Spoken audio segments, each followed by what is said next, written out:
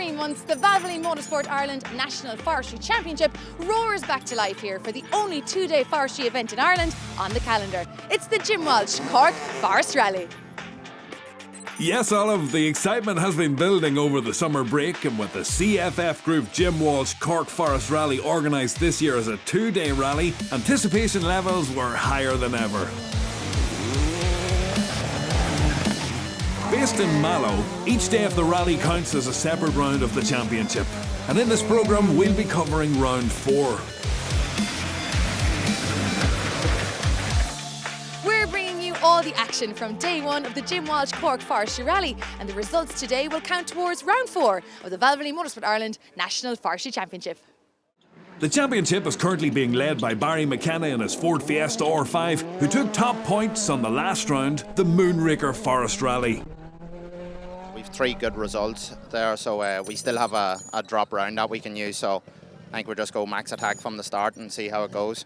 Stephen McCann is second overall and is making the change from a Fiesta S2000 to a more potent R5 for the second half of the season. We just made the change more or less after the last round, and we done 1-day testing, so we're still kind of learning the car now a good bit, but at least we've 2 days here now this weekend to kind of make a proper go at it. 4th and 5th respectively, Josh Moffat and Andrew Purcell have both recorded 1 non-finish so far this year, and with 3rd place Ger Lucy absent, the Cork Forests provided an opportunity to make serious gains on the overall leaderboard. This weekend's going to be very important for us and the championship. There's 2 rounds, two sets of points up for grabs, so we definitely need to be getting top points on both days. Mickey, you're leading the 2-wheel drive at the moment, but you're after sustaining a bit of an injury. Yeah, look, I had a shoulder injury there for a number of years and sort of had to get a chop on it there recently, so we're nursing it at the moment, so we'll see how today goes. We're not sure if we'll do tomorrow yet, but we'll see how today goes. Shane, we're so used to seeing you in the little Starlet, but an escort today. Yeah, a bit of change of plan. It's been a hell of a busy week here. My own car's on the way to Lithuania, so it wasn't available anyway to do this. It was either miss it or go on this, so we were going to get this out for a Cork 2-day. So as the crews head off to tackle the stages, let's see what the clerk of the course, Paul Casey, and his team at the Cork Motor Club have led on for day 1 of the event. There are 6 stages on both days, with Saturday's action taking place to the west of Mallow. As stage 1 and 6, the short Rahan test kicks off and finishes the action on day 1, followed by the longest stage of the day, Mountain Barracks, which flanks Kilworth military ranges and runs as stage 2 and 4. Stage 3 and 5, Cool Free, actually begins in County Limerick before winding its way back into Cork. With the rally taking place towards the end of the recent heatwave, organisers were glad of some light showers to keep the dust down while it was still fine enough to make life easier for the fans and volunteer marshals. As we go on board with Barry McKenna and Leon Jordan. 2, 1, go. The pair were quickest out of the blocks, going fastest by over 4 seconds on stage 1. Stage 2 didn't go so well though, as the New York-based Monaghan driver stalled his Fiesta R5 at a hairpin and he slipped back into 2nd place. You're happy to up this deceptive C fast, 2 left. 350. 350. Better boy. And middle were flat rest, go 150 down. Taking over the lead were Andrew Purcell and Mark Wiley in another Fiesta R5. The Tipperary crew admitted to a sluggish start on stage 1, but with a steady run over stage 2 and no major moments to report, it's clear that they had the finish line in mind. Small crest, 30, big watch, 5 right narrow, and tighten bandit in minus 80. Flat 2 left, flat 2 left. So it's long 2, tightens the fast 3, keep in, only 40 long, fast 5 right. Only 40 long, fast 5. 300. Turn, square left, don't cut. Big turn, square left, don't cut. Tidy and slippy. Through the finish. 300. 2-day event, is that on your mind? Yeah, for sure. Look, we need to be here at the end of it. Very easy to go quick on 1 or 2 stages, but it's to get to the end of the 2 days is the thing, so we're being steady enough. Josh Moffat was right on the pace from the off, but he spun his Fiesta on stage 2, resulting in some minor damage and a loss of over 20 seconds.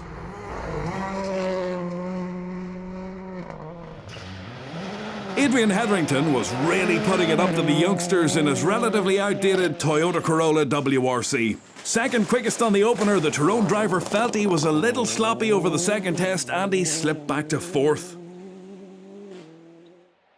Trailing his fellow county man by just half a second, Vivian Hamill's first foray in a Fiesta R5 was going well as he adjusted from the usual Mark II Escort. Driving an Escort to driving a four-wheel drive car, just the low speed corner and like the amount of speed you can carry through and the traction you have up hills, it's a step on, it definitely is. Another driver making his R5 debut was Stephen McCann. Although his step up was less of a leap than from a Mark II, sixth after 2 stages, the Cavan man was surprised just how different the R5 was from his previous S2000 version. Cahan McCourt was another to join the Fiesta party. Having previously campaigned in a Citroen R5 and a Group N Mitsubishi, he was 7th overall as he got to grips with the new machine. Long hairpin left down the hill, tidy and loose at the chevron there. Hairpin left, tidy, loose. Into 5 right, 40. Repeat, 5 right, 40. 5 left, don't cut past junction. 8th overall and leading Group N in the Mitsubishi Evo 9, Owen Rogers and Paddy McCrudden were just 1 second off McCourt.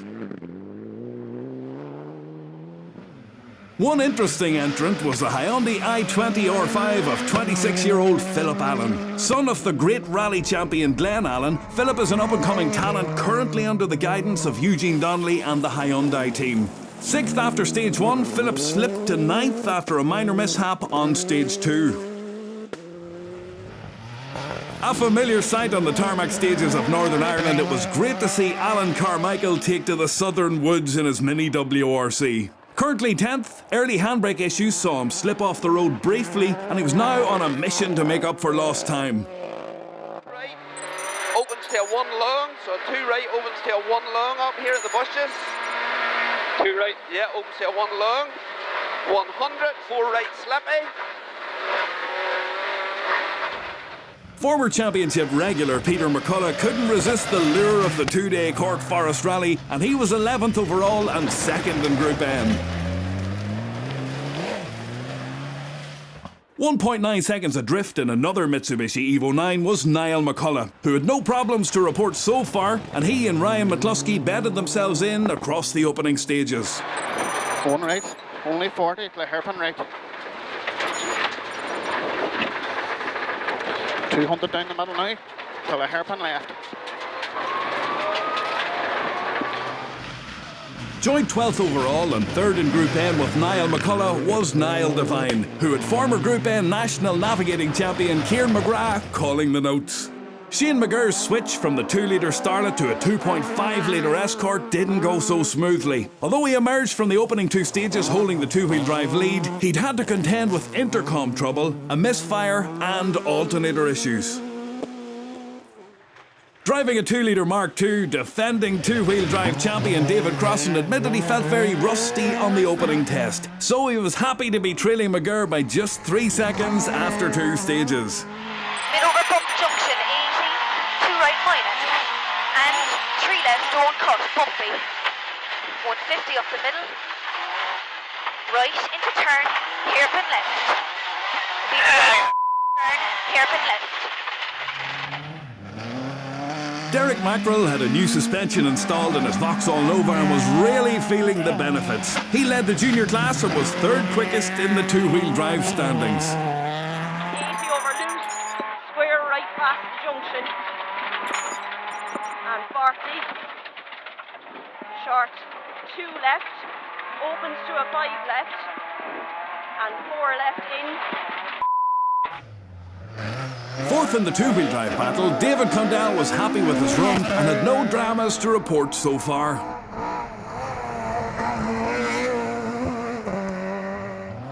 Thomas O'Connell had been leading the 2-wheel drive battle after stage 1, but he slid his Escort off the road in stage 2 and slipped way down the leaderboard.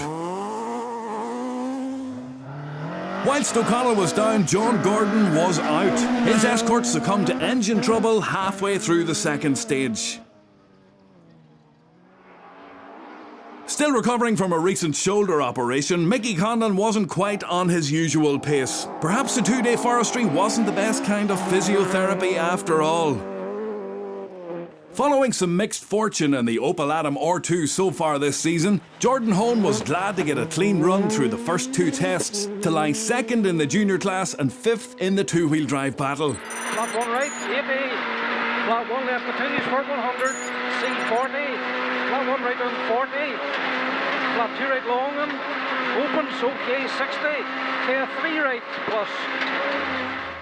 In the Junior 1000 class for 16 to 18-year-olds, Scottish driver Peter Beaton had opened up a substantial lead after two stages in the Peugeot 107. His lead was more than 40 seconds over Aoife Gahan, who got held up by another car on stage 1 and lost time on stage 2 when she overshot her Chevrolet Spark.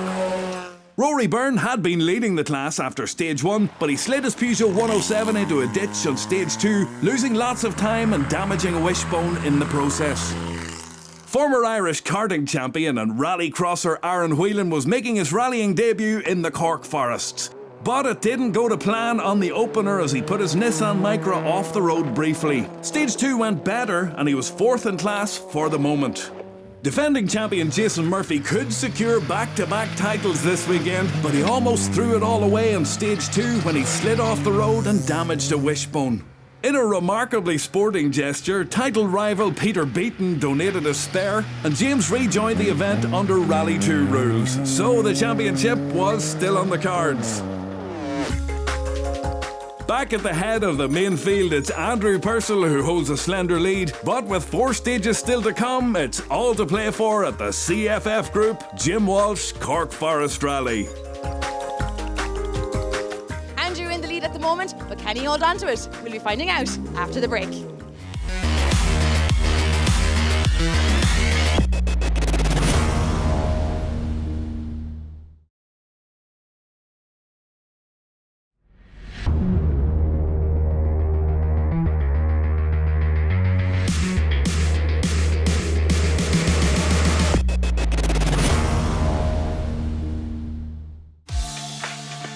Welcome back to Mallow for part 2 of the CFF Group Jim Walsh Cork Forest Rally. As ever, these types of events provide huge boosts to local economies, and Paul O'Connor of CFF Group was thrilled to back the rally for the 3rd year running.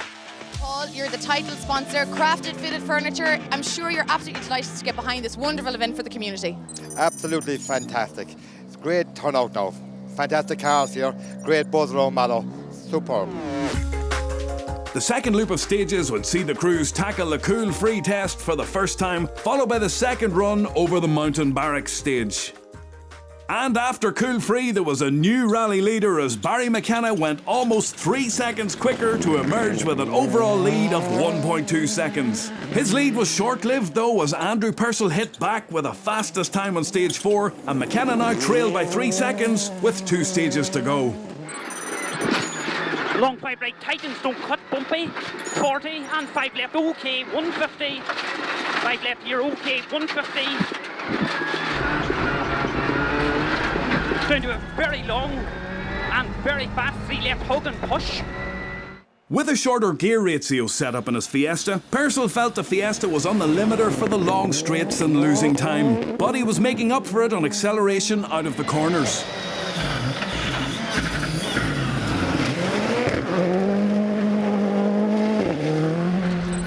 Watch at the end, long 5 left, minus, tighten badly at the end. Care slippy square right, be 300, care slippy square right to chevron there. 100, 3 left, be 3 left at the end and 2 right, 3 left and 2 right, 230. Having lost a lot of time with a spin on stage 2, Josh Moffat was 3rd and doing his best to make up the deficit. The former champion was pleased to see that reduced from almost 25 seconds after stage 2 to 16 seconds after stage 4.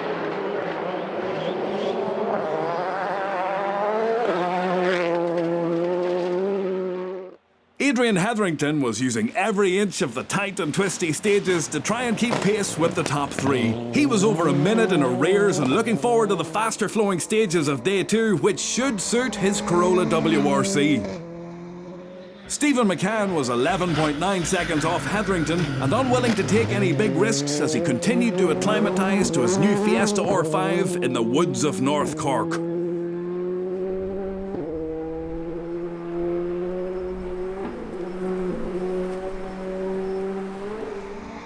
There was a new leader of the two-wheel drive section as David Crossan took almost 7 seconds off Shane McGurr on stage 3 to move into the lead. McGurr put the result on Coolfree down to his lack of confidence on the bumpy nature of the stage, but he responded well to the setback and it was shaping up to be a great battle for the two-wheel drive prize. 3 left, don't cut. 40, 2 right long, don't cut, tightens. That last stage, I had nothing left in there and we're separated by under a second over 13k, so it's flat out, so it is, but no, I'm really enjoying it now. So with just the final runs over the Coolfree and Rahan tests to go, we turn to the various classes now, and taking the Class 2 win on home soil was Cal McCarthy, with Gavin Sheehan navigating in the Citroen C2 R2. In Class 4, or Group N, taking the category win with over half a minute to spare were Owen Rogers and Paddy McCrudden, who finished 10th overall on day 1 of Cork. In Class 5, Enda McCormick was happy to get the 6 stages of day 1 under his belt and finished 13th overall and 4th in class in the Fiesta R5. The long 4 left over bump loose, 60. Caution, late 4 left tightens. Caution, late 4 left tightens. And crest. And care. 5 right over crest tightens to a 4 right. Philip Allen's first time on gravel proved an interesting one, enduring a few thrills and spills in the Hyundai i20 R5 before finishing 8th overall and 3rd in class. Cahan McCourt's debut drive on the Fiesta R5 netted 6th overall and 2nd in class. No doubt there'll be more to come from Cahan on day 2. 9.5 seconds ahead, and another R5 debutant to watch out for on day 2 was Stephen McCann, who took the Class 5 trophy in 5th overall with navigator Kane Traynor. With the Class 9 points leader on a tour of duty with the Irish Defence Forces, Dean Humphreys stole a march on Lee Bracken to win Class 9 in his Vauxhall Corsa. Pearse Doheny kept his Class 10 championship aspirations alive with 3rd in class on day 1 of the Cork Forest Rally. Not registered for the championship, Tom Murphy put in a great display on his home rally to take the runner-up spot in Class 10. But leading the class from start to finish to claim their 4th win in a row were Mike Garahy and Irla McCarthy in the Mark II Escort. In Class 11F, local crew Kieran Lynch and Adam Power maintained their overall class lead, taking 2nd in class in the Honda Civic. 150 bumps, it's very rough, slippy braking, square right, watch the square right. 80 out of it. Nice driving, fast 3 left. Rory Maguire and Grace O'Brien took maximum points with the Class 11 win on day 1 of the Cork Forestry, closing to within 3 points of Kieran Lynch's lead. James Dunphy and Shane Gaisley secured the Class 11R title with 2nd in class, taking maximum points as there were no other registered Class 11R crews in Cork for the weekend. Taking the Class 11R win was local driver Paul Fitzgerald, with Marty McGarty navigating in the 1600cc Escort Mark II. In Class 12, 4th place was enough to move Brian Little into the joint lead on points with the absent Emmett Cronin. Ray Benskin Sr. finished 3rd in class with Patter Walsh navigating in the Escort Mark II. Ray's brother Sean Benskin kept his championship hopes alive with 2nd in class on his home rally. But taking a dominant win in the Escort G3 were Mikey Walsh and Killian O'Sullivan, who had over 2 minutes to spare at the end of 6 stages. Going into the penultimate stage, David Crossan held a slender lead in the two-wheel drive battle, but testament to how hard he was pushing, he clipped a rock and lost a wheel on his Escort. A disappointing end to a great drive. Damien McGarren finally got his season back on track, taking 2nd in Class 13 with Michaela McGinn navigating in the BMW 320. Having led the two-wheel drive battle before an off on stage 2 left them outside the top 30, Thomas O'Connell and Barney Mitchell fought back throughout the day to take the Class 13 win and finish 22nd overall. By the end of stage 3, David Condell was up to 3rd in the two-wheel drive battle and 19th overall, but a jump start on stage 4 cost him dearly as the 1-minute time penalty demoted him to 27th overall and 3rd in Class 14. Mickey Condon wasn't quite on his usual pace. Still a decent result, taking 2nd in Class 14. With his rivals falling by the wayside, Shane McGurr coasted home to 12th overall, taking the two-wheel drive win on his debut drive in the Mark II Escort. First class, I'm delighted. I didn't expect this. I was just coming here for a finish, and listen, if we can do remotely the same again tomorrow, I'd be delighted. In Class 15, Niall Turley and Andrew Wedlock maintained their lead on the points table with 3rd place on day 1 off the Cork Forestry. Dubliner John Reid took the runner-up spot with Enda Shields navigating in the Toyota Corolla. Tyrone's Adrian Hetherington got his first points on the board with an emphatic win of over 3 minutes, finishing 4th overall with navigator Gary Nolan. In Class 20, Donald Sweeney and Stephen O'Hanlon took maximum points with 3rd in class as the top 2 crews weren't registered for the championship. Watch it, don't go wide, don't go wide. 3 right, falls wide, do not go wide now. 80 down, 5 right and 5 right again. Vivian Hamill and Andrew Grennan had been 6th overall going into the final stage, but a mishap cost them 14 seconds and they slipped to 9th. Still a decent result on their 4-wheel drive debut. Gaining a place on the final stage to finish 7th overall and 1st in Class 20 were Alan Carmichael and Ivor Lamont in the Mini WRC. In the junior class, there was more misfortune for former leaders Derek Mackerel and Murren Hayes. Their Vauxhall Nova cut out in the middle of stage 5, losing almost 5 minutes, but they managed to get to the finish line in 5th place. Jenna McCann and Tommy Cudahy were 15 seconds ahead in 4th place in the Fiesta R2. Despite persistent suspension problems in the Peugeot 208, Marty Gallagher and Dean O'Sullivan managed to nurse it home to 3rd in the junior class. James Wilson and Gavin Doherty saw out the day holding 2nd in class in their similar machine. But taking the junior win by over 25 seconds in the end were Jordan and Paul Hone, who finished 17th overall in the Opel Adam R2. Yeah, no, we had a really good day now, so we look forward to tomorrow now. We're doing another round again, so now we'll try and get maximum points tomorrow again, try and go flat out. In the J1000 class, Aoife Gahan and Michelle Walsh recorded their best result to date, taking the runner-up spot in the Chevrolet Spark.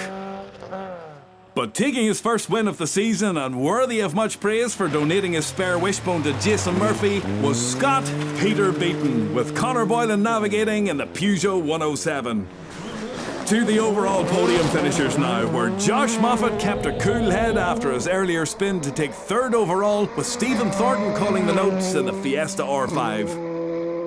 15.9 seconds ahead in 2nd were Barry McKenna and Leon Jordan, who had led the rally twice throughout the day, and despite going quickest by 2 seconds on the penultimate stage, it wasn't enough and they had to settle for the runner-up spot, just 1.7 seconds off day 1 winners Andrew Purcell and Mark Wiley.